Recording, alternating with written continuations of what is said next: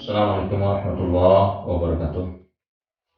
Alhamdulillahilladzi hadana li hadza wa ma kunna linahtadiya laula an hadanallah. Asyhadu an la ilaha illallah wahdahu la syarika lah wa asyhadu anna Muhammadan abduhu wa rasuluhu alladzi la nabiyya ba'dah. Wa ba'du ikhwati billah rahimakumullah. Pada kesempatan hari yang ke-27 ini kita masih merasakan kenikmatan yang luar biasa diberikan oleh Allah Subhanahu wa taala sampai ke hari yang ke-27 ini. Rasa syukur tak terhingga tentunya yang harus terus kita jawantahkan dalam keseharian kita, terlebih lagi di penghujung bulan Ramadan ini. Dalam salah satu firman Allah Subhanahu wa taala, tepatnya dalam surat Al-Hujurat ayat 10, Allah Subhanahu wa taala berfirman, "Innamal mu'minuna ikhwatun fa aslihu baina akhawaykum wattaqullah la'allakum turhamun." Melalui ayat ini Allah Subhanahu wa taala mengingatkan kepada kita tentang al-ukhuwah. Kita tahu untuk mencapai ukhuwah itu ada beberapa tahapan atau proses yang harus kita lalui. Di awal kita sudah sampaikan proses untuk bisa mencapai ukhuwah. Karena ukhuwah itu tidak cukup hanya di atas kertas, di atas spanduk, di seminar-seminar. Dan banyak sekali mengadakan acara seminar tentang ukhuwah Islamiyah. Realitanya ternyata tidak seperti itu. Kenapa? Karena ada tahapan-tahapan yang harus ditempuh untuk bisa mencapai ukhuwah itu.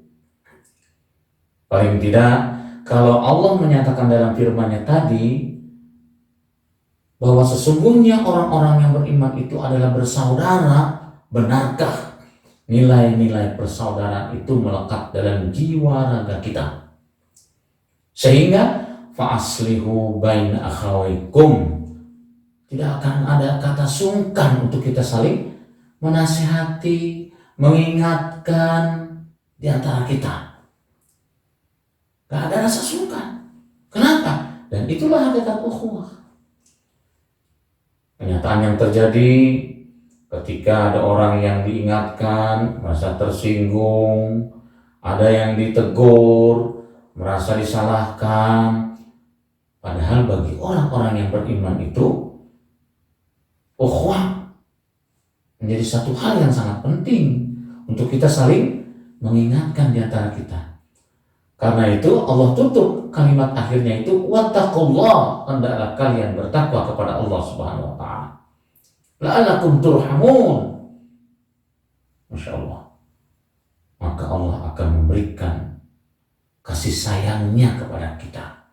Allah akan melimpahkan kasih sayangnya kepada kita.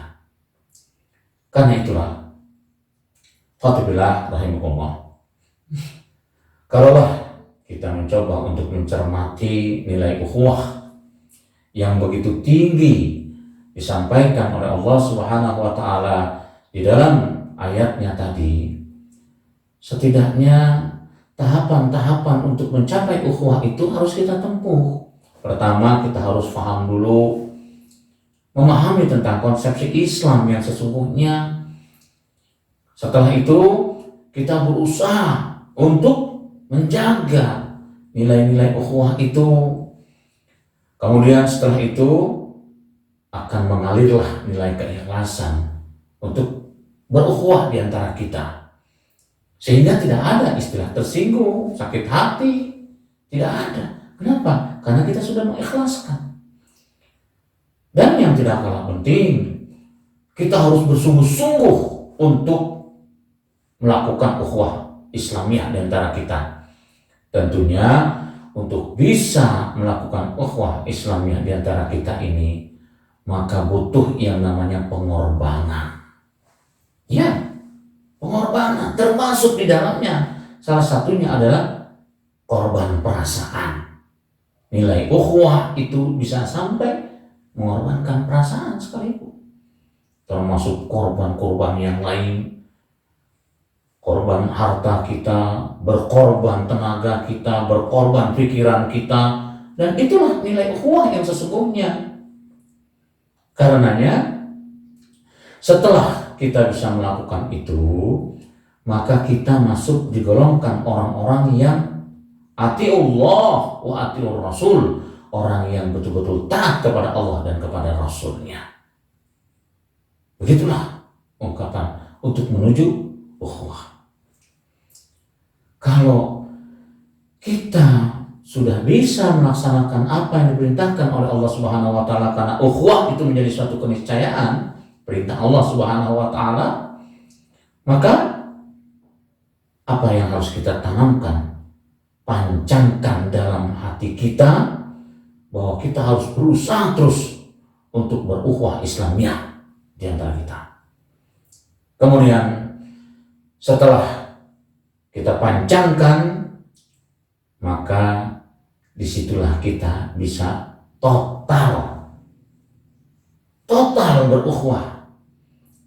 Tidak kepalang tanggung kita berukhuwah. Bisa kita bayangkan, sudah sekian banyak yang melecehkan nilai-nilai Islam. Sudah begitu banyak yang melecehkan nilai-nilai Quran. Tapi karena tidak ada quwwatul ukhuwah, ikatan ukhuwah di antara kita, sehingga nafsi-nafsi masing-masing orang biarkanlah, dan seterusnya, sampai penista Al-Quran, penista Nabi, penista agama, ternyata berlalu saja mereka. Nilai ukhuwah harus betul-betul kita munculkan. Karenanya kita harus total itu membangun kekuatan ukhuwah di antara kita. Terlebih lagi dalam kondisi saat sekarang ini.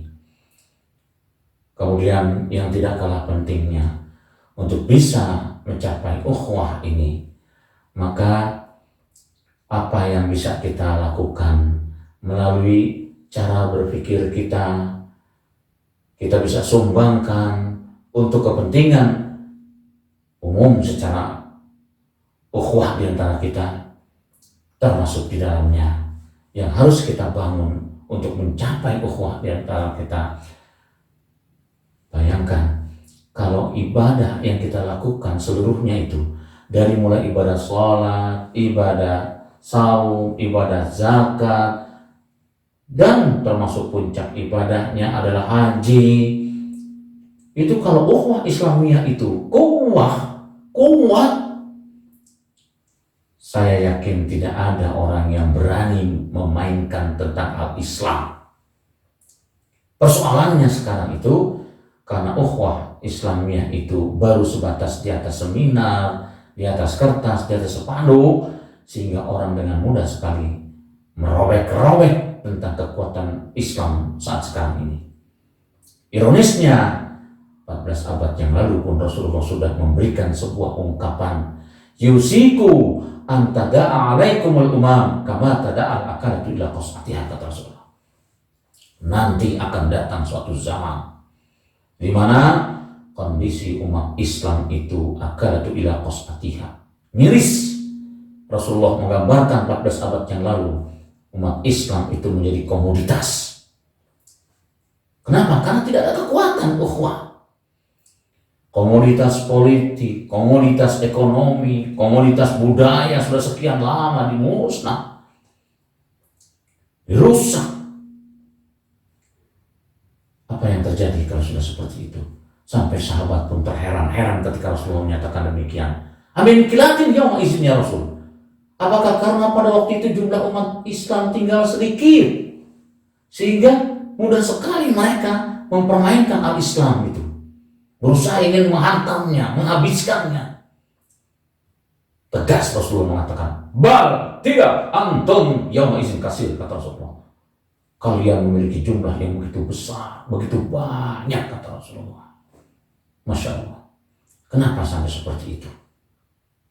Tadi, kekuatan ukhuwah di antara kita ini baru sebatas iqraru bil lisan, belum sampai kepada tasdik bil qalbi wa amali bil arkan. Aqulu qouli hadza wa astaghfirullahal azim li wa lakum wa lakum minkum. Wassalamualaikum warahmatullahi wabarakatuh.